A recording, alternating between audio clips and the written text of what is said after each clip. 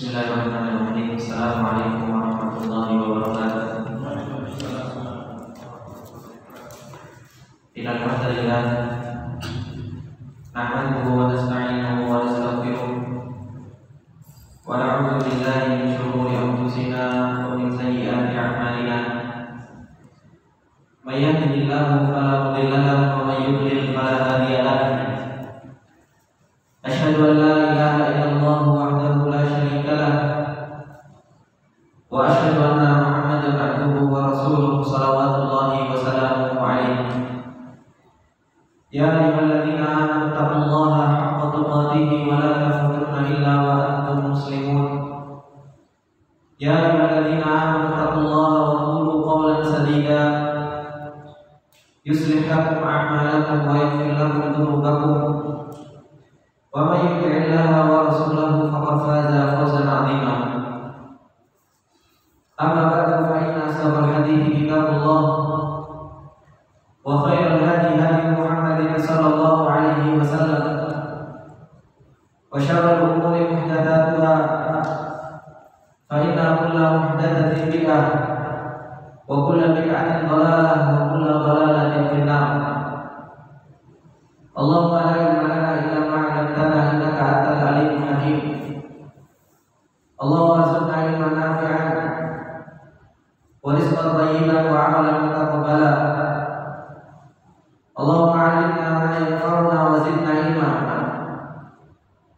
Rabbi shrah li sadri wa yassir li amri wahlul 'uqdatam min lisani yafqahu qawli. Rabbi zidna ilma warzuqna fahma. Bapak-bapak yang dimuliakan oleh Allah Subhanahu wa taala, alhamdulillah, puji dan syukur kembali kita panjatkan kepada Allah Subhanahu wa taala atas segala apa yang Allah Subhanahu wa taala berikan kepada kita semua, sehingga kembali Allah Subhanahu wa taala mempertemukan kita. Kembali Allah Subhanahu wa taala mempertemukan kita di tempat yang paling baik dan di dalam keadaan yang paling baik. Keadaan yang dimana keadaan ini adalah merupakan keadaan yang paling kita butuhkan. Keadaan supaya kita saling menasihati karena Allah Subhanahu wa taala. Keadaan ketika kita saling mewasiatkan tentang Allah Subhanahu wa taala, sehingga kita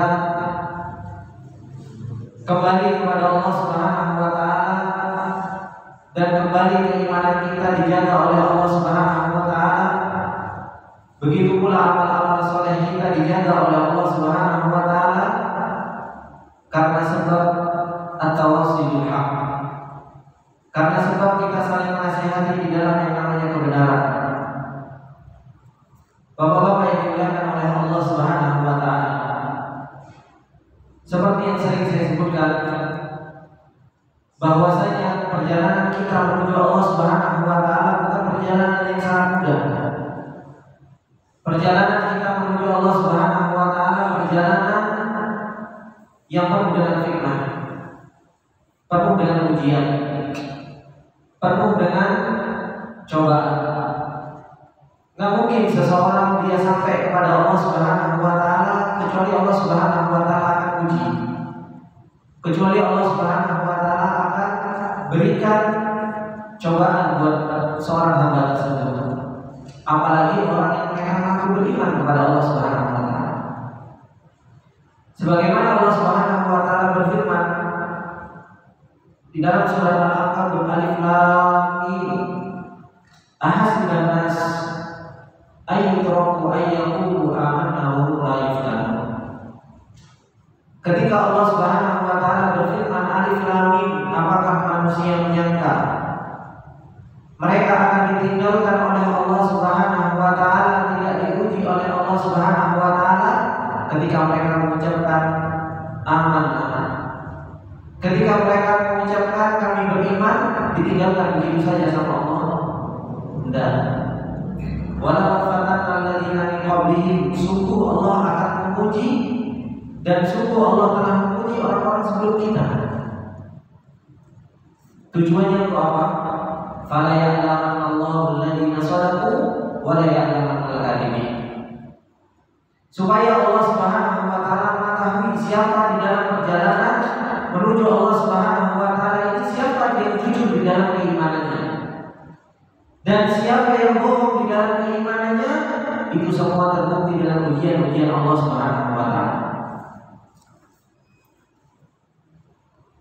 Ketika kita menghadapi begitu banyak ujian, ketika kita banyak sekali menghadapi betapa banyak cobaan yang Allah Subhanahu wa taala berikan kepada kita, fitnah yang sangat luar biasa, fitnah yang paling utama, yang paling banyak menimpa kaum muslimin, dan ini adalah merupakan sumber fitnah dan sumber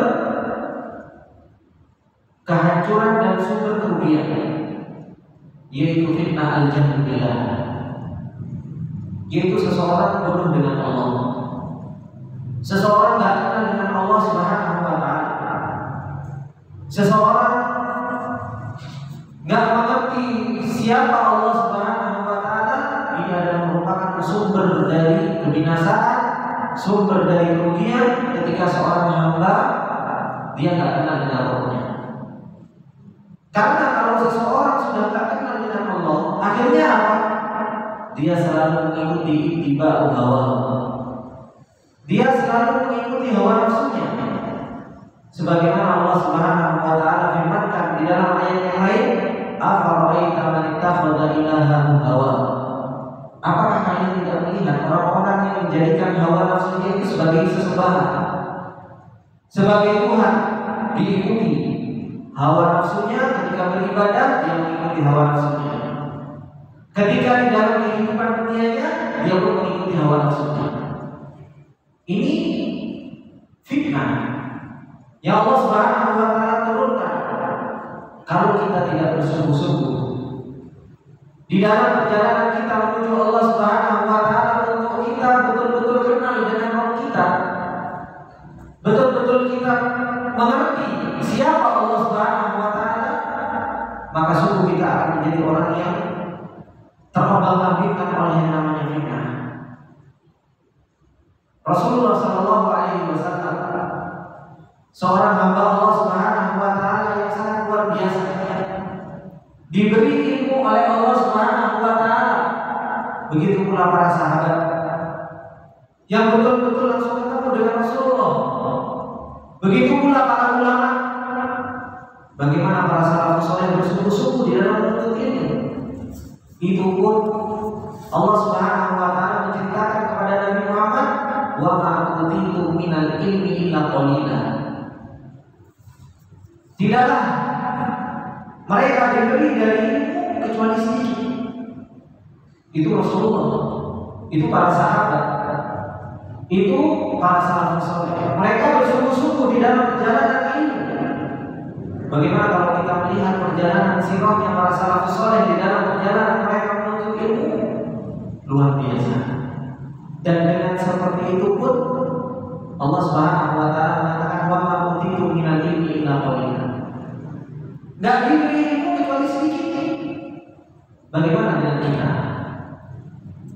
Perjalanan kita menuju Allah Subhanahu wa taala yang kita dituntut untuk kita kenal dengan Allah Subhanahu wa taala, yang kita dituntut kita tidak bodoh dengan Allah Subhanahu wa taala, itu pun kita masih malas-malasan menuntut ilmu. Menuntut ilmu saja tentang Allah Subhanahu wa taala, itu pun seminggu bisa dihitung dengan jari. Data yang masuk ke dalam hati kita tentang ilmunya Allah Subhanahu wa taala, itu pun sangat sedikit. Bagaimana kita bisa berbekal hidayah di dalam perjalanan kita? Bagaimana kita mau berbekal pengenalan kita kepada Allah Subhanahu wa taala di dalam perjalanan kita supaya kita menjadi orang yang selamat kalau ilmu saja? Baik, subhanallah. Oleh karena itu bapak-bapak yang dimuliakan oleh Allah Subhanahu wa taala, ini pentingnya kita. Pentingnya kita betul-betul untuk kita semangat di dalam menuntut ilmunya Allah Subhanahu wa taala. Supaya kita kenal dengan Allah Subhanahu wa taala. Kalau kita kenal dengan Allah Subhanahu wa taala, maka kita akan tahu. Kita akan kenal dengan diri kita sendiri. Kita akan kenal di mana kita sekarang berada, dan kita akan tahu di mana tempat yang di situ kita akan kekal di dalamnya. Sebagaimana Allah Subhanahu wa taala berfirman di dalam surat Al-Hasyr, "Wa la takunu kalladzina nasullah fa ansahum anfusahum." Dan janganlah kalian menjadi yang seperti apa? Kalladzina nasullah, seperti orang-orang yang mereka lupa dengan Allah. Mereka tidak kenal dengan Allah. Mereka bodoh, jahil dengan Allah Subhanahu wa taala. Akhirnya apa? Fa'ansahum anfusahum. Mereka tidak kenal dengan diri mereka sendiri. Dia tidak tahu bahwasanya dirinya itu adalah seorang hamba. Dirinya berada di dunia, yang dunia ini adalah merupakan darul amal. Dunia ini adalah merupakan tempat kita untuk kita beramal. Dan akhirat adalah merupakan tempat kembali kita. Kalau seseorang tidak kenal dengan Rabbnya, seseorang tidak kenal dengan Allah Subhanahu wa taala, maka seseorang akan betul-betul tertipu di dalam kehidupan dunia ini. Dan itu yang Allah Subhanahu wa taala firmankan, "Wa mal hayatud dunya illa mata'ul ghurur." Kehidupan dunia ini hanya sebuah sandal gurau, perhiasan semata yang menipu kita semua. Kalau kita tidak kenal, kita tidak kuat kaedahnya, fondasi kita di dalam perjalanan kita menuju Allah, betul-betul kita akan terombang-ambingkan ke dalam yang namanya fitnah. Entah itu fitnah syahwat, entah itu fitnah syubhat. Dan semuanya tidak akan pernah mengantarkan kepada Allah Subhanahu wa taala. Maka Bapak-bapak yang dimuliakan oleh Allah Subhanahu wa taala, ketika Allah Subhanahu wa taala mempertemukan kita di tempat yang paling mulia dan berbarokah ini adalah merupakan tempat yang seharusnya bagi kita selalu bersyukur. Ya Allah, alhamdulillah diberi taufik oleh Allah Subhanahu wa taala untuk kita menuntut ilmunya Allah Subhanahu wa taala. Dan seseorang menuntut ilmu betul-betul harus mengetahui apa-apa saja yang harus disiapkan di dalam perjalanan dia menuntut ilmunya Allah Subhanahu wa taala, yaitu mempersiapkan adab-adab di dalam menuntut ilmunya Allah Subhanahu wa taala. Dan di sana sebagaimana yang diwasiatkan oleh Ibnu Qudamah al-Maqdisi rahimahullahu taala di dalam bab yang kedua, di dalam perjalanan dia menuju Allah Subhanahu wa taala, seseorang harus betul-betul paham terhadap mufsidatul amal. Orang harus betul-betul tahu terhadap apa-apa yang merusak amal. Kalau yang merusak amalan itu kalau ditinjau dari sisi fikih, mentok-mentoknya, ujung-ujungnya, kalau seseorang melakukan suatu ibadah kemudian melakukan sesuatu yang membatalkan ibadah tersebut, bisa dipotong. Iya dong. Orang sholat melakukan pembatal sholat, tentu apa yang dilakukan oleh seseorang? Dia pergi wudu, dia sholat lagi. Orang puasa, kemudian dia di tengah hari dia makan, apa yang dia lakukan? Dia ganti waktunya baik. Itu kalau ditinjau dari sisi fikihnya. Ketika seseorang melakukan sesuatu pembatal dari pembatal ibadah yang dia lakukan, maka dia mengqadahnya. Dan ketika seperti itu sudah sempurna dan selesai tanggung jawab dia kepada Allah Subhanahu wa taala. Tetapi ketika seseorang tidak memperhatikan tentang pembatal-pembatal amalan yang ini berkaitan dengan permasalahan hati, yang ini berkaitan tentang permasalahan yang ada di dalam diri kita sendiri. Kalau pembatal-pembatal yang lain biasanya datang dari luar. Kita puasa, makanan datang dari luar. Ya. Tetapi di sana ada pembatal-pembatal yang memang datangnya dari dalam diri kita sendiri. Dan kemarin kita sudah membahas mufsidatul amal, sesuatu yang merusak amalan-amalan, yang itu adalah merupakan perusak yang paling banyak orang itu lalai darinya. Dan Rasulullah SAW mengatakan bahwasanya itu adalah merupakan penyakit yang itu lebih sama daripada sumur hitam di atas batu hitam di dalam kegelapan malam, yaitu permasalahan riya. Itu ketika seseorang beribadah kepada Allah, dia melakukan suatu amalan, dia ingin dipuji oleh Allah Subhanahu wa taala, pengen dipuji oleh orang lain, dia pengen didengar oleh orang lain, dia pengen diperhatikan oleh orang lain. Ini adalah merupakan sesuatu yang merusak amalan. Dan di dalam kesempatan yang berbahagia ini, kita akan memasuki pembatal atau sesuatu yang merusak amalan-amalan, yang dimana ini tidak jauh lebih penting daripada yang pertama. Dan ini adalah merupakan penyakit bagi kita semua, yaitu apa? Al-ujub, yaitu ujub. Dan ujub ini bapak-bapak yang dimuliakan oleh Allah Subhanahu wa taala banyak menimpa orang-orang soleh, banyak menimpa orang-orang yang mereka berbuat amal ibadah, banyak menimpa orang-orang yang mereka bersedekah, banyak orang yang mereka menimpa orang-orang yang mereka berbuat baik. Gak mungkin ujub itu terjatuh kepada orang yang mereka berbuat maksiat, bangga diri. Wih, aku tadi sudah melakukan kemaksiatan ini.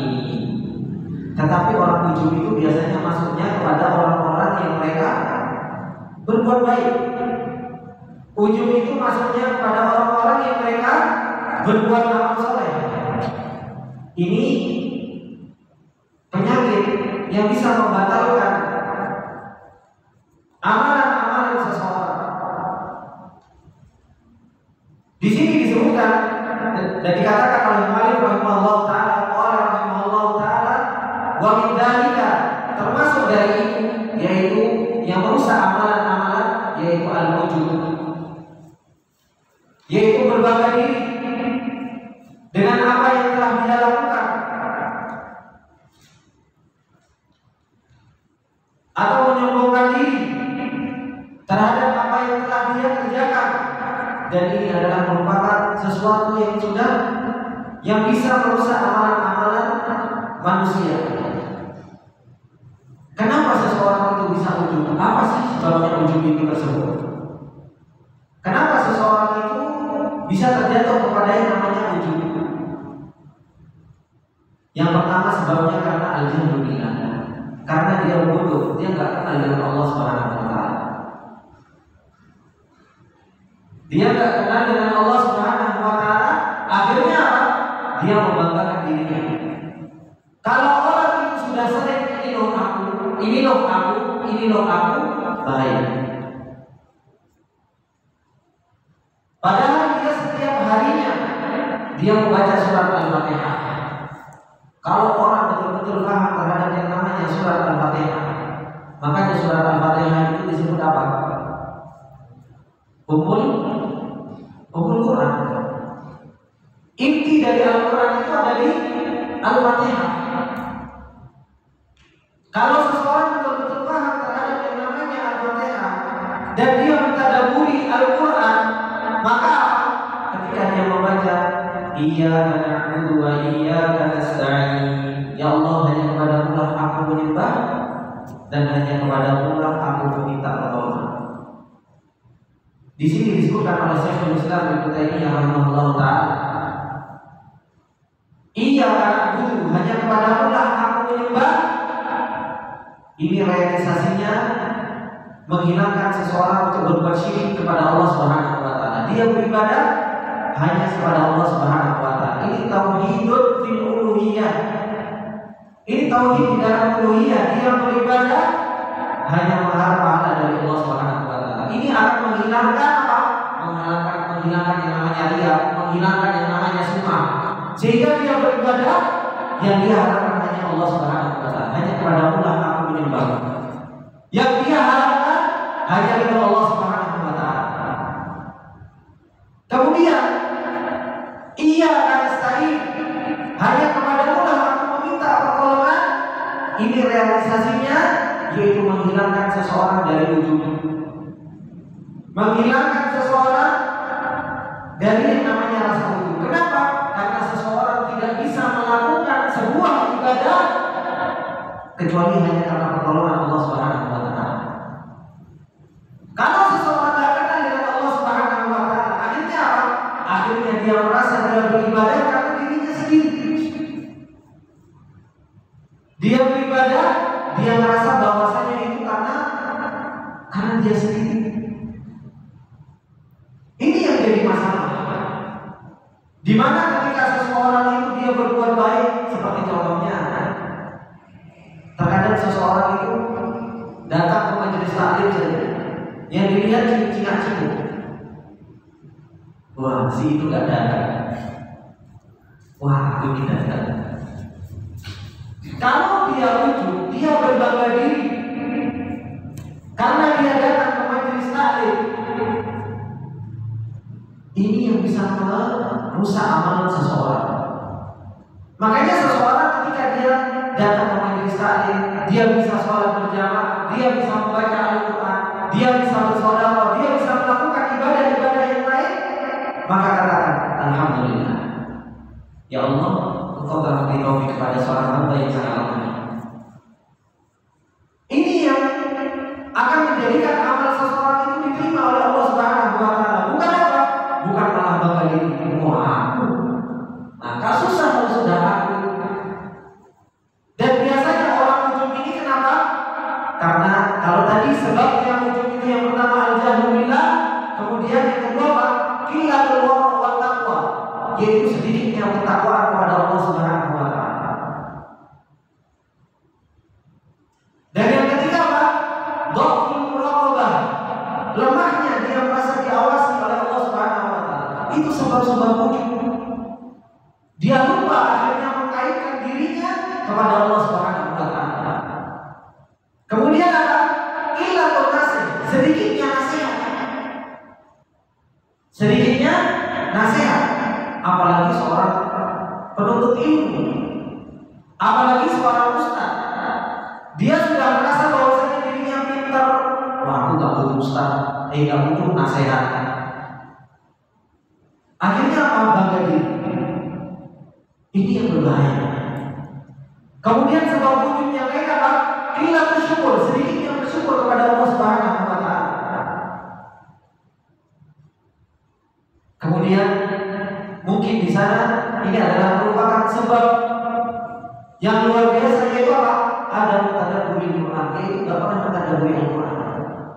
Ini sebab-sebab dari seseorang itu bisa wujud begitu banyak. Sekali seseorang itu bisa terjatuh ke dalam yang namanya wujud, yaitu berbangga diri. Dan ketika seseorang itu berbangga diri, bapak-bapak yang dimuliakan oleh Allah Subhanahu wa taala, itu seperti yang dilakukan oleh siapa? Iblis, laknatullahi alaihi. Betapa luar biasa iblis, sudah bertahun-tahun iblis itu beribadah bersama para malaikat. Iblis adalah merupakan makhluk Allah yang taat sebelumnya. Kemudian apa? Ketika Allah Subhanahu wa taala menciptakan Adam, kemudian Adam diberi ilmu oleh Allah Subhanahu wa taala, malaikat dan iblis disuruh sujud kepada Nabi Adam. Tetapi apa? Karena bangga dirinya iblis, dia mengatakan apa? Qala ana khairun minhu. Aku lebih baik dari dia. Berbangga diri. Akhirnya apa? Itu menjadikan dia dilaknat oleh Allah Subhanahu wa taala sampai hari kiamat.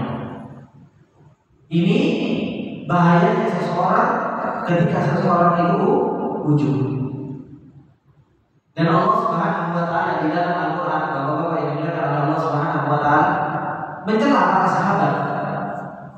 Ketika para sahabat Fathu Makkah, ketika itu jumlah para sahabat yang masuk ke dalam Makkah, ke dalam Islam itu banyak.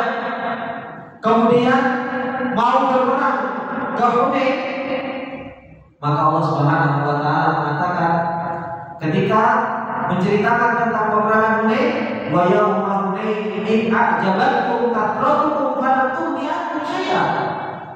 Dan ketika yauma Hunain kaum muslimin sudah banyak, mereka menganggap apa? Oh, kita sudah banyak, kita pasti menang. Kita sudah pasti menang, kata para sahabat. Sudah kita banyak. Berapa sih jumlah orang-orang musyrikin yang ada di Hunain? Mereka berbangga diri. Tapi apa? In a'jabatkum kathratukum falam tughni ankum. Ketika kalian berbangga diri dengan jumlah yang begitu banyak, ternyata Allah Subhanahu wa taala beri ujian kepada para sahabat. Kalah di dalam peperangan Hunain.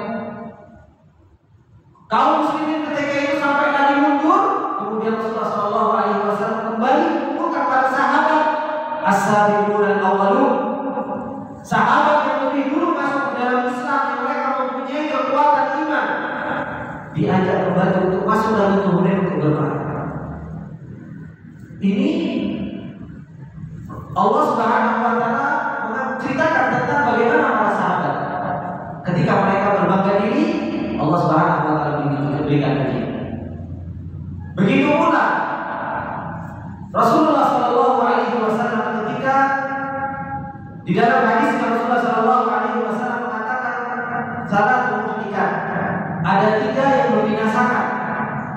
Yang pertama syuhul muqam, yaitu kebakhilan, kekikiran yang selalu diikuti karena cinta kepada dunia, betul-betul dia kikir, dia bakhil. Ini salah satu dari sebab kehancuran. Kemudian yang kedua, hawa muttaba, yaitu hawa nafsu yang selalu diikuti terus-menerus. Kalau hawa nafsu terus-menerus diikuti, maka apa? Maka akan menjadi sebuah kebinasaan. Dan yang ketiga, yaitu apa? Ijabul mar'i bi ra'yihi. Ketika seseorang itu sudah berbangga diri dengan pendapatnya. Wah, ini pendapat saya.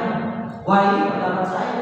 Saya itu bisa berbangga diri. Gak bisa dia itu seseorang itu tawadhu. Gak bisa seseorang itu merendahkan diri. Padahal seorang ahli ibadah, seorang ahli ilmi, sebagaimana yang disebutkan oleh Ibnu Qayyim rahimahullah taala, seorang penuntut ilmu itu harus mempunyai sifat tanah. Bapak semua diciptakan dari apa? Dari tanah. Nabi Adam diciptakan oleh Allah Subhanahu wa taala dari tanah liat. Disebutkan oleh Ibnu Qayyim rahimahullah taala di dalam kitab Miftah dari Sa'adat. Sebuah faedah bahwasanya Nabi Adam alaihi salam ketika diciptakan dari tanah liat, kemudian iblis diciptakan dari api, sehingga dia mempunyai rasa ujub, mempunyai rasa sombong, sedangkan Nabi Adam mempunyai rasa tawadhu, rasa rendah diri. Dan itulah tempat di mana seseorang itu akan diberi ilmu oleh Allah Subhanahu wa taala. Karena ketika seseorang mempunyai sifat seperti sifatnya tanah. Jangan sampai kita diciptakan dari tanah, sifat kita bukan sifat tanah. Bagaimana sih sifat tanah? Sifat tanah itu antum injak-injak dia nggak marah. Ada orang kecil di atas tanah, dia nggak marah, tenang saja. Sifat tanah, meskipun kita mau cangkul, mau apa dan lain sebagainya, terus merendahkan diri. Itulah sifat tanah. Seseorang harus mempunyai sifat tanah di dalam perjalanan dia menuju Allah Subhanahu wa taala. Dia terus harus mempunyai sifat seperti dengan sifatnya tanah, merendahkan diri. Dan seseorang di dalam perjalanan menuju Allah Subhanahu wa taala, dia harus, supaya dia mempunyai kedudukan yang tinggi di sisi Allah, dia harus betul-betul diuji. Bagaimana itu Ustaz? Kapan tanah itu, ketika kita masih hidup, tanah itu di atas kita kapan? Pak, kapan tanah itu ada di atas kita sekarang? Gimana Pak? Enggak, ketika kita hidup. Ketika kita masih hidup, tanah di atas kita itu apa? Coba lihat ke atas. Dan digenteng. Coba bagaimana prosesnya tanah sehingga dia berada di atas. Tanah itu kalau mau jadi genteng dia baik, Pak. Pertama dicangkul dulu, ya. Kemudian setelah dicangkul, dia apa? Diinjek-injek. Setelah diinjek-injek, tanah itu dicetak. Setelah dicetak, maka dijemur. Setelah dijemur, dibakar. Prosesnya luar biasa supaya dia menjadi tinggi. Setelah dia dibakar, dia sudah kering, mau ditaruh di atas tanah itu butuh proses. Pertama apa? Dimasukkan ke kol atau dimasukkan ke truk.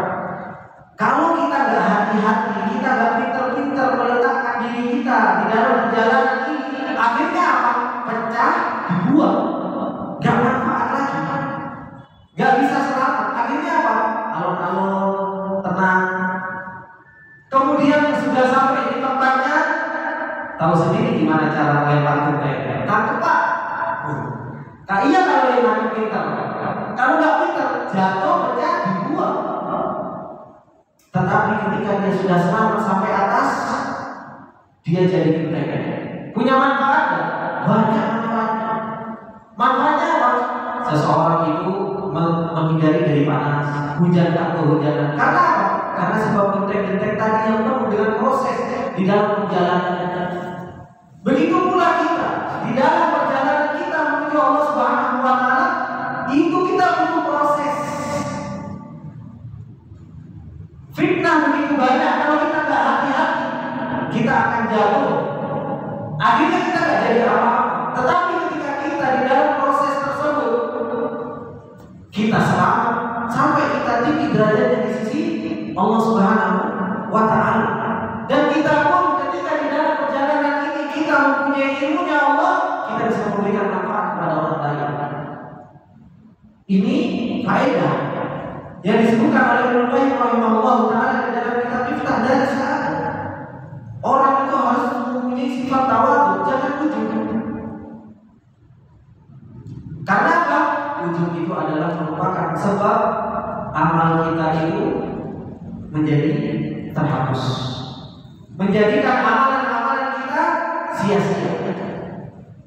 Kalau seseorang ujub, bangga diri tanpa merendahkan orang lain, itu saja sudah menghapuskan amal. Apalagi dia sudah bangga diri, kemudian apa? Dia merendahkan orang lain. Ini sudah menjadi kesombongan. Karena disebutkan oleh para ulama bahwasanya ujub adalah pintu gerbang menuju kesombongan. Orang itu kalau sudah bangga diri, sangat mudah untuk merendahkan orang lain. Padahal apa?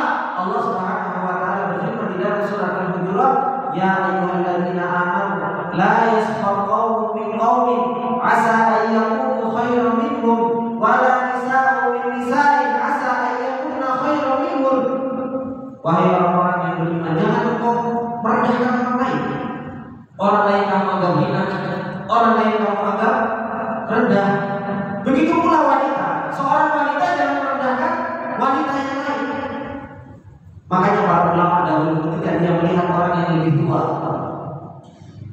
dia mengagungkannya, gak pernah merendahkannya. Kenapa?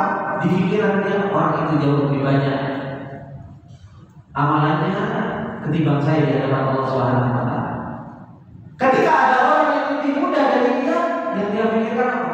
Orang itu jauh lebih sedikit dosanya dibandingkan saya. Sehingga apa? Tidak menjadikan seseorang itu bangga diri. Apalagi kita merendahkan orang lain. Kita menuntut ilmu, bapak-bapak yang dimuliakan oleh Allah Subhanahu wa Ta'ala, untuk benerin hati kita, supaya hati kita menjadi baik, supaya hati kita menjadi benar. Bukan kita menuntut ilmu akhirnya apa? Wah itu nggak benar, wah itu nggak benar, wah itu. Kita menuntut ilmu bukan untuk menghukumi orang.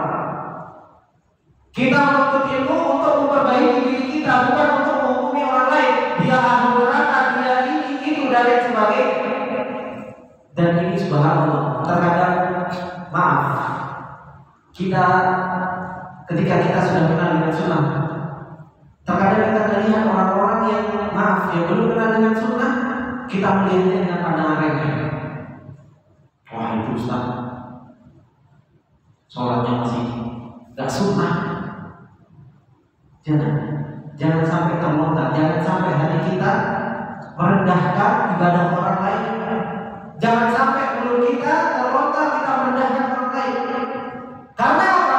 Tujuan kita menuntut ilmu, tujuan kita kenal sunnah untuk memperbaiki hati kita, untuk memperbaiki amalan kita. Dan sepatutnya bagi kita ketika kita melihat orang lain belum kenal sunnah, kita lihat bukan dengan penglihatan rendah, tetapi dengan penglihatan rahmah. Kita doakan semoga Allah Subhanahu wa taala beri hidayah. Mungkin Allah Subhanahu wa taala belum beri hidayah kepada mereka, belum kenal sunnah, sehingga sholatnya masih belum sesuai dengan apa yang dicontohkan oleh Rasulullah SAW. Coba bayangkan kalau kita kaum muslimin mempunyai hati-hati yang seperti ini. Ta'aluf di antara kita, nggak ada kita saling menyerang, nggak ada di antara kita merasa bahwasanya ini doaku, ini doaku, ini doaku. Tujuan itu untuk kita bisa merendahkan diri, tawadhu. Makanya ahlu sunnah wal jamaah itu kaidahnya apa? A'lamuhum billah wa arhamuhum bin nas. Ini kaidah ahlu sunnah, jangan dibalik-balik.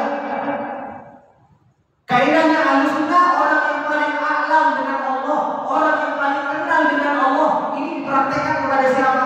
Dipraktekkan kepada dirinya sendiri. Kalau dia beribadah kepada Allah, dia bermuamalah dengan Allah, dia berusaha semaksimal mungkin. Saya harus sholat malam, saya harus menuntut ilmu, saya harus menjadi orang baik. Itu untuk diri sendiri. Kenapa? Alhamdulillah. Itu ahlu sunnah wal jamaah yang paling kenal dengan Allah. Giliran ketemu dengan orang lain, arhamuhum bin nas, yang paling rahmah, yang paling bisa memberikan udzur. Oh, mungkin dia nggak datang pengajian dan dia ada kesibukan. Oh, mungkin seperti ini, oh dia mungkin seperti ini. Kasih orang lain udzur. Jangan kepada orang lain, ini kamu gak seperti ini, oh ini kamu gak seperti ini, oh ini kamu gak seperti itu. Giliran diri sendiri paling banyak memberikan udzur. Oh ini gak apa-apa kalau saya, oh ini kalau saya gak apa-apa. Subhanallah, jangan dibalik-balik. Ahlu sunnah wal jamaah untuk dirinya sendiri syad, keras, a'lamu billah, paling kenal dengan Allah Subhanahu wa taala. Giliran kepada orang lain, giliran kepada sesama makhluk yang lain, arhamuhum bin nas, yang paling bisa rahmat, kasih sayang. Jangan cuma kita kita rasa loyalitas kita itu hanya kepada orang-orang yang sama dengan kita. Dilihat penampilan lebih bodoh baru senyum. Giliran kepada orang yang gak sama, ditekuk mukanya. Jangan. Kita itu orang yang paling kenal dengan Allah Subhanahu wa taala. Kita harus menjadi ahlu sunnah wal jamaah yang betul-betul praktekkan kaidah ahlu sunnah wal jamaah. Jangan kita merasa berbangga diri. Cuma kita berbangga diri, kita merasa paling kenal sunnah, kita merasa paling luar biasa ibadah. Akhirnya kita merendahkan orang lain juga. Jangan merasa kita masuk ke dalam diberi taufik oleh Allah Subhanahu wa taala seperti ini. Maaf, kita bisa berjenggot seperti ini, kita bisa menjalankan jenggot, kita bisa gak cingkrang, istri-istri kita bisa bercadar, anak-anak kita bisa masuk pesantren. Siapa yang memberikan taufik? Apakah karena kita? Enggak. Kalau Allah Subhanahu wa taala gak berikan taufik, kita gak dibukakan pintu pemahaman sunnah, gak akan kita seperti ini. Toh dulunya kita juga orang umum. Ada orang yang lahir langsung jadi salafi, ada yang orang lahir langsung jenggotan. Semuanya kita menjadi berawal dari orang yang umum. Semua kita berawal dari orang yang gak kenal sunnah. Allah Subhanahu wa taala beri taufik kepada kita. Lantas ketika Allah Subhanahu wa taala beri taufik kepada kita, masa iya kita mau berbangga diri kemudian kita merendahkan orang lain? Tidak. Makanya Allah Subhanahu wa taala berfirman, yaquluna 'alaika assalam qul la tamunnu 'alayya islamakum balillahu yaqulu 'alaikum an hadakum lil imani in kuntum shadiqin. Sebagian orang itu merasa dia punya nikmat, dia telah memberikan nikmat kepada Allah Subhanahu wa taala ketika mereka masuk ke dalam Islam, ketika mereka kenal dengan sunnah. Seakan-akan apa? Islam itu beruntung karena saya kenal dengan sunnah. Islam itu beruntung karena saya menjadi salafi sejati. Nah, yamutuna 'alaika al-islam, qul la tamutu 'alayya islamakum. Katakan Muhammad kepada orang-orang yang mereka berjasa kepada Islam, Islam enggak beruntung dengan masuknya kamu. Balillahu yamutu 'alaikum. Justru Allah Subhanahu wa taala yang memberikan nikmat, memberikan hidayah untuk kamu mau masuk ke dalam Islam, untuk kamu mau menerima dakwah yang hakiki, untuk kamu mau menerima seruan Rasulullah sallallahu alaihi wasallam. Itu yang harus betul-betul kita tancapkan di dalam hati kita. Makanya Allah Subhanahu wa taala ketika dicoba, kalau kita perhatikan di dalam surat Al-Fatihah, alhamdulillah bismillahirrahmanirrahim, dengan menyebut nama Allah Subhanahu wa taala yang Maha Pengasih dan Maha Penyayang. Kemudian alhamdulillahirabbil alamin. Segala bentuk pujian itu mutlak milik Allah. Kalau kita mau belajar bahasa Arab, al di situ alil istighraqiyah. Alif di situ itu mencakup seluruh pujian itu hanya milik Allah. Kita pantas dipuji, tidak pantas dipuji. Yang pantas dipuji itu hanya Allah Subhanahu wa taala. Terus apa yang harus kita banggakan pada diri kita? Apa yang patut kita sombongkan di dalam diri kita? Seseorang mungkin diberi kekayaan oleh Allah, bangga dengan kekayaannya, bangga dengan penampilannya. Coba kalau kita tanya, siapa yang memberi kekayaan? Siapa yang memberikan baju yang mewah, baju yang indah, sepatu yang mahal? Allah. Terus lantas siapa yang patut untuk dipuji? Ketika seseorang dibukakan pintu ilmu oleh Allah Subhanahu wa taala, kita tanya, kalau dia berbangga diri dengan ilmunya, apalagi berbangga diri dengan permasalahan-permasalahan yang khilaf, dia tahu perkataan A sampai Z, perkataan khilaf, kemudian dia berbangga diri. Siapa sih yang memberikan ilmu itu? Kalau Allah Subhanahu wa taala langsung jadikan dia pikun, ya sudah, bisa saja dia berbangga-bangga dijadikan pikun, langsung hilang ilmu. Apa yang harus dibanggakan? Kemudian seseorang berbangga dengan apa? Dengan nasabnya, berbangga dengan sesuatu ibadah. Kalau Allah Subhanahu wa taala tidak beri taufik kepada seorang tersebut untuk dia bisa beribadah, untuk bisa membaca Al-Quran, untuk dia bisa berpuasa, maka seseorang itu apa? Yang akan bisa melakukan tersebut. Makanya ketika kita sudah melakukan sebuah ibadah, hendaknya kita puji Allah Subhanahu wa taala karena telah memberikan taufik kepada kita semua. Ada seseorang yang dibukakan pintu oleh Allah Subhanahu wa taala puasa Senin Kamis. Alhamdulillah. Jangan sampai ketika seseorang puasa Senin Kamis dia melihat orang yang enggak puasa. Aduh, gimana? Salafi buka puasa Senin Kamis. Atau Allah Subhanahu wa taala bukakan pintu bagi dia untuk bisa salat malam. Ketika dia sudah selesai salat malam, dia merasa bahwasanya, sudah selesai salat malam. Dan ini biasanya kalau dulu bapak-bapak yang dimuliakan oleh Allah Subhanahu wa taala, itu kalau kita di pondok, subhanallah, fitnahnya itu betul-betul terasa. Kita sendiri, saya sendiri karena saya anak pondok, terasa kan?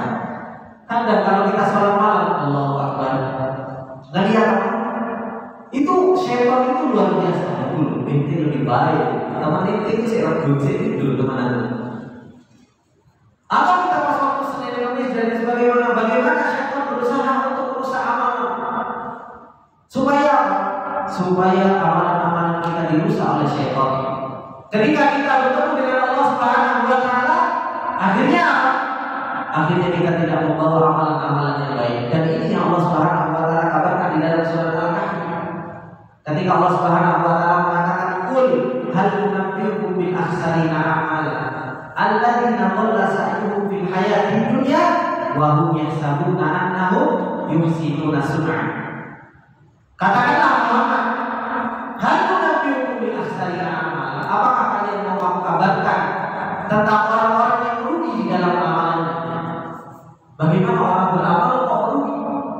Alladzina dhalla sa'yuhum fil hayatid dunya, yang amalan-amalan mereka, usaha-usaha mereka itu sia-sia. Ketika dia beramal di dunia, mereka sudah melakukan ibadah-ibadah, itu nggak ada harga. yuhsinuna wa hum yahsabuna annahum yuhsinuna sunah. Padahal mereka menganggap bahwasanya mereka sudah beramal baik. Kenapa itu semua? Karena disebabkan oleh rasa ujub. Karena mereka merusak amalan-amalan mereka tanpa dia sadari. Kalau kita nggak betul-betul ngeh hati kita, bapak-bapak yang dimuliakan oleh Allah Subhanahu wa Ta'ala dengan rasa ujub ini, kita akan betul-betul menjadi orang yang merugi. Makanya seperti yang saya bilang di awal tadi, ujub ini masuk kepada orang-orang soleh. Ujub ini masuk kepada orang-orang mereka menuntut ilmu. Ujub ini masuk kepada orang-orang yang mereka berbuat kebaikan. Kalau kita nggak jaga, kalau sudah muncul rasa ujub, mulai kita merasa bahwasanya diri kita ini jauh lebih baik dari orang lain, atau kita bisa melakukan ibadah ini karena diri kita, segera mengingatkan kamu nggak bisa melakukan ini kecuali pertolongan Allah Subhanahu wa Ta'ala. Itulah kenapa Rasulullah Shallallahu Alaihi Wasallam selalu memerintahkan kepada kita ketika kita memulai sesuatu yang baik, kita diperintahkan untuk mengucapkan Bismillahirrahmanirrahim. Kenapa? Lil isti'anah, untuk meminta pertolongan, sehingga kita ingat ketika kita mau makan Bismillah. Oh iya, saya nggak bisa makan kecuali pertolongan Allah. Ketika saya mau mengajarkan ta'lim, saya ucapkan Bismillah. Ingat, saya nggak bisa mengeluarkan faedah, saya nggak bisa menyampaikan ilmunya Allah Subhanahu wa Ta'ala kalau nggak ditolong oleh Allah Subhanahu wa Ta'ala. Ketika saya mau sholat malam, ketika saya mau mengaji, ibadah-ibadah Allah mengucapkan Bismillah supaya teringat bis dengan kata Bismillah, artinya ya Allah, aku minta pertolongan kepadamu untuk bisa melakukan ini, supaya hati kita menjadi rendah. Kita tidak merasa bahwasanya kita bisa melakukan ibadah tersebut karena sebab diri kita sendiri. Ini bapak-bapak yang dimuliakan oleh Allah Subhanahu wa Ta'ala. Kemudian dikatakan oleh Ibnu Qudamah Al-Maqdisi rahimahullah ta'ala di dalam kitabnya, qala rahimahullah ta'ala, wa min dzalika al-wujub, termasuk dari pembatal atau yang merusak amalan yaitu al-wujub. Faqad ruwiya anna al-mudri la yujawizu amaluhu ra'sahu. Sungguh telah diriwayatkan bahwasanya al-mudri, yaitu al-mudri ini, yaitu orang yang meletakkan, menjulurkan ember kalau mau masukkan, mau tiba di sumur. An-nabri la yujawizu amaluhu ra'sahu, bahwasanya amalnya itu tidak akan pernah mendahului kepalanya. Maksudnya ketika kita melempar, pasti sebelum ember itu sampai ke air, kepala kita itu pasti sudah melihat terlebih dahulu. Maksudnya apa? Disebutkan oleh para ulama, maksud dari perkataan ini, wa huwa yadullu ala anna amal al-mudri ya'ni mujib la yanfa', menunjukkan bahwasanya amalan orang-orang yang mereka yang ujub di dalam ibadahnya itu berbangga diri, dia bisa beribadah, dia menganggap bahwasanya dirinya yang bisa melakukan itu, maka apa? Itu tidak akan pernah terangkat kepada Allah Subhanahu wa Ta'ala, tidak pernah diterima oleh Allah Subhanahu wa Ta'ala. Ini maksud dari perkataan yang diriwayatkan dan disebutkan oleh Ibnu Qudamah Al-Maqdisi rahimahullah ta'ala. Seperti halnya yang dilakukan orang-orang ujub itu, seperti yang dilakukan oleh siapa? Yang dilakukan oleh siapa? Qarun. Ketika Qarun dia mendapatkan harta yang begitu luar biasa, dia mengatakan apa? Bahwasanya saya mendapatkan ini min ilmi, dari ilmu yang saya punya. Dia ujub terhadap apa yang dia bisa lakukan. Dan hati-hati ketika kita juga berbicara terhadap, ketika kita cerita dan sebagainya, oh saya ini bisa bawa ke rumah ini karena saya ini, karena saya punya metode yang luar biasa, saya bawa kurikulum sekolah ini karena ini, lupa karena itu taufik dari Allah Subhanahu wa Ta'ala. Maka ucapan-ucapan yang seperti ini hati-hati di dalam dia mengucapkan. Hati-hati tidak diterima oleh Allah Subhanahu wa Ta'ala. Kemudian disebutkan oleh Ibnu Qudamah Al-Maqdisi rahimahullah ta'ala Wa ruya anna Allah Ta'ala auha ila Musa alaihi salam, ya Musa, qul lil amilina al-mu'jabin ihsaru wa qul lil mudnibina taibin abshiru. Diriwayatkan bahwasanya Allah Subhanahu wa taala berfirman kepada Nabi Musa alaihi salam, berkata, wahai Musa, katakan kepada orang-orang yang mereka beramal tetapi mereka ujub dengan amal. Tentu dikatakan apa? Ihsaru, rugilah kalian. Kemudian wa qul lil mudnibina taibin, katakan kepada orang-orang yang mereka berdosa melakukan kemaksiatan tapi ada penyesalan, abshiru, berilah kabar gembira kepada mereka. Kemudian dikatakan wala ba'du, dikatakan oleh sebagian para ulama, la an-nabita na'iman wa asbaha nadiman ahabbu ilayya min an-nabita qa'iman wa asbahu mu'ajjiban. Dikatakan oleh para ulama, sebagian para salafus saleh, para ulama mengatakan apa? Saya tidur semalaman, kemudian saya bangun di pagi hari dengan rasa penyesalan, itu jauh lebih baik daripada apa? Daripada saya di malam harinya saya bangun, kemudian di pagi harinya saya berbangga diri. Tidur semalaman itu jauh lebih baik daripada saya bangun malam, di pagi harinya saya melihat teman-teman. Dia nggak sholat malam, saya sholat malam. Tidur jauh lebih baik dibandingkan orang yang sholat malam tapi dia berbangga diri. Tetapi ini juga bukan buah dalil. Sebagian teman-teman mendengar ayat riwayat ini buat dalil. Woi, saya tidur aja malam, yang penting saya nggak ujub, yang penting saya nggak berbangga diri, penting saya tidur daripada bangun nanti ujub. Yang penting antum bangun atau perbaiki niat atau perbaiki hati, itu jauh lebih baik. Bukan terus dibuat dalil akhirnya buat tidur semalaman. Maka ini yang dikatakan oleh sebagian para ulama. Kemudian di sana ada hadis Rasulullah Shallallahu Alaihi Wasallam. Ketika Rasulullah Shallallahu Alaihi Wasallam bersabda dalam hadis yang diriwayatkan oleh Imam Bukhari dan Muslim, bainama rajulun yamshi fi hullatin tu'jibuhu nafsuhu, yaitu ketika seseorang dia berjalan dengan pakaian yang bagus, dengan pakaian yang mewah, pakaian yang bagus. Kemudian apa? Tu'jibuhu nafsuhu, kemudian dia berbangga diri. Saya mantap ya, gagah saya kalau pakai pakaian kayak ini. Apalagi baju saya harganya ini berjut-jut. Apalagi pakai tasnya juga bermerek, branded. Kemudian dia berbangga diri. Apa kata Rasulullah Shallallahu Alaihi Wasallam? Murad jinun jumatahu, kemudian rambutnya juga disisir dengan rapi, masya Allah. Idhasallahu bihi al-ardh, kemudian Allah Subhanahu Wa Taala tenggelamkan dia ke dalam bumi. Fahuwa yataljaljalu fiha ila yaumil qiyamah, maka dia betul-betul terbenam sampai hari kiamat. Kemudian disebutkan oleh Imam Al-Qurtubi rahimahullah taala di dalam hadis ini, beliau mengatakan yufidu hadzal hadithu tarkal amri min ta'jilil mu'akhadati 'ala dhunubi wa 'anna wujubal mar'i bi nafsihi wa tawbihi wa hayatihi haram wa kabiratun. Dikatakan oleh Imam Al-Qurtubi rahimahullah taala, beliau mengatakan apa? Hadis ini memberikan faedah untuk seseorang itu supaya tidak merasa aman, supaya seseorang itu tidak merasa aman dari adab Allah Subhanahu Wa Taala ketika seseorang itu melakukan dosa.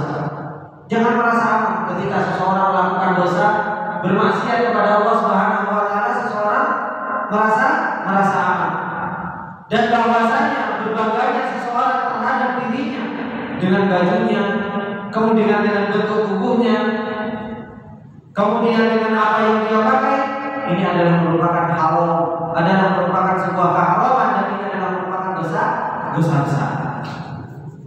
Ini yang dikatakan oleh Imam Al-Qurtubi rahimahullah taala tentang hadis yang disebutkan oleh Rasulullah Sallallahu Alaihi Wasallam. Kemudian bapak-bapak yang dimuliakan oleh Allah Subhanahu Wa Taala, di sana ujub itu mempunyai akar yang sangat luar biasa buruknya. Disebutkan di sini di dalam kitab, walil ujubi athar sayyi'ah. Ujub itu mempunyai dampak-dampak yang buruk. Yang pertama, annahu yad'u ilal kibri. Ujub itu membawa seseorang untuk jauh lebih mudah untuk sombong. Ujub sama sombong berbeda, tetapi perbedaannya sangat sedikit. Kalau ujub berbangga diri tanpa apa? Tanpa merendahkan orang lain. Tapi kalau sombong, dia sudah bangga diri dan dia merendahkan orang lain. Perbedaannya sangat sedikit. Dan ujub ini itu adalah merupakan pintu gerbang menuju ke kesombongan. Kemudian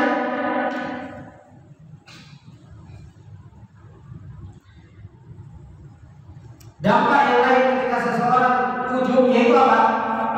Yaitu seseorang itu akan mempunyai akhlak yang buruk. Akan mempunyai akhlak yang buruk. Kenapa? Karena orang kalau sudah dia berbangga diri, dia akan mudah meremehkan orang lain. Dia akan melihat orang lain jauh lebih rendah. Dan akhirnya apa? Dia sangat mudah untuk apa? Meremehkan yang namanya dosa. Kalau seseorang ujub dengan amal baik, wih saya orang baik kok, oh saya orang soleh, saya sholat malam. Akhirnya apa? Kalau dia terjatuh terhadap yang namanya dosa, santai, saya orang baik, insyaallah saya terima sama Allah Subhanahu wa Ta'ala. Itu karena sebab apa? Berbangga diri. Akhirnya apa? Merasa aman dari yang namanya dosa. Kemudian orang yang ujub itu apa? Sangat sulit untuk dinasihati. Karena apa? Dia merasa jauh lebih baik daripada orang lain. Kalau dia merasa lebih baik dari orang lain, ada orang mau nasihatnya. Ini siapa sih nasihatnya? Ini baru kemarin sore nanti lama sudah berapa lama? Ini menyebabkan mempunyai sifat-sifat yang sangat buruk. Kemudian apa? Orang yang ujub itu biasanya sangat membesarkan ibadah yang dia lakukan. Yaitu apa di sini disebutkan? Yaj'alul abdu yasta'dhimu a'malahu wa ta'atahu. Dia akhirnya apa? Membesarkan amalan-amalan yang telah dia lakukan. Ketika dia sudah melakukan amalan-amalan seakan-akan amalan yang dia lakukan itu sesuatu yang besar di sisi Allah. Dia nggak ada rasa takut apakah amalan tersebut diterima oleh Allah Subhanahu wa Ta'ala. Padahal kita tidak tahu apakah amalan kita diterima oleh Allah Subhanahu wa Ta'ala. Makanya para salafus saleh dahulu mengatakan, kalau seandainya saya tahu ada salah satu amalan saya diterima oleh Allah Subhanahu wa Ta'ala, saya mending dicabut nyawanya oleh Allah Subhanahu wa Ta'ala. Kenapa? Karena Allah Subhanahu wa Ta'ala berfirman, "Innama yataqabbalullahu minal muttaqin." Allah itu hanya saja menerima amalan-amalan dari orang yang bertakwa. Kalau Allah sudah menerima amalan kita, berarti kita menjadi orang yang bertakwa. Kalau orang bertakwa, apa kata Allah? Uiddat lil muttaqin, yaitu surga Allah Subhanahu wa Ta'ala. Maka ketika kita melakukan amalan-amalan apa saja, entah itu amalan kebaikan, sholat kita, puasa kita mengharap ya Allah semoga amalan kita diterima. Tapi di sana juga harus ada rasa khauf. Makanya antara pengharapan dan rasa khauf itu harus seimbang. Harus berjalan bersamaan.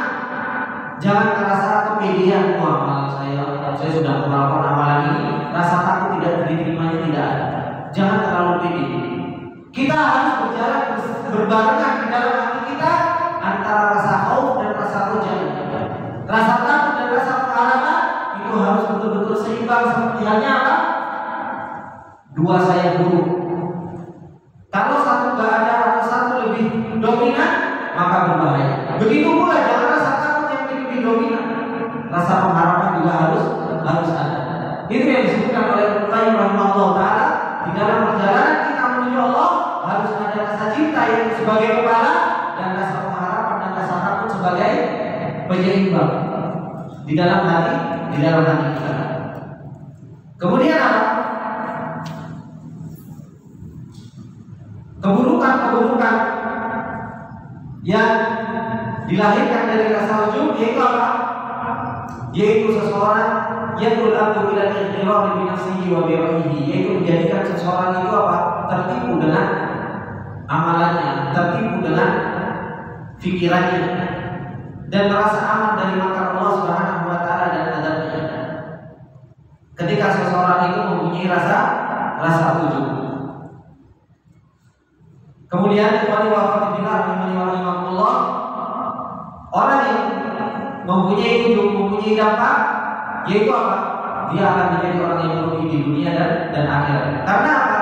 Amalan-amalannya dia tertolak di dunia dan akhirat. Ini beberapa asar, beberapa dampak yang buruk dari seseorang ketika dia mempunyai sifat ujub di dalam dirinya. Oleh karena itu, bapak-bapak yang dimuliakan oleh Allah Subhanahu wa taala, maka sepatutnya bagi kita semua betul-betul memperhatikan ketika kita beribadah kepada Allah Subhanahu wa taala, betul-betul diperhatikan hati kita. Jangan sampai hati kita berpaling mengharapkan pahala dari orang lain, mengharapkan pujian, mengharapkan supaya didengar, mengharapkan supaya kita diperhatikan oleh orang. Jangan. Begitu pula kita harus menjaga hati kita. Jangan sampai hati kita merasa bahwasanya diri kita lah yang luar biasa. Tetapi seseorang betul-betul harus bisa merendahkan, bisa inkisar, bisa merendahkan diri di hadapan Allah Subhanahu wa taala dan merasa bahwasanya seseorang itu ketika seseorang dimudahkan untuk beribadah kepada Allah, dia tahu bahwasanya ini taufik dari Allah Subhanahu wa taala. Hendaknya dia terus bersyukur. Kalau dia terus bersyukur, Allah Subhanahu wa taala mengatakan la in syakartum la azidannakum wa la in kafartum inna adzabi lasyadid. Kalau kita bersyukur, Allah akan tambah taufiknya. Semakin ditambah taufik kita, semakin kita dikenalkan kepada zat Allah Subhanahu wa taala, kita semakin dikenalkan bahwasanya kita ini adalah seorang hamba yang lemah. Kita tidak bisa berbuat apa-apa tanpa taufik dari Allah Subhanahu wa taala. Ini faedah yang bisa saya tambahkan di pertemuan sore hari ini. Semoga yang sedikit ini bermanfaat buat kita semua. Apabila ada benarnya itu datangnya semata-mata dari Allah Subhanahu wa taala, dan apabila ada salahnya itu datangnya dari saya pribadi, dan saya meminta maaf yang sebesar-besarnya. Saya tutup dengan doa kafaratul majelis. Subhanallah wa bihamdika, asyhadu an la ilaha illa anta, astaghfiruka wa atubu ilaik. Assalamualaikum warahmatullahi wabarakatuh.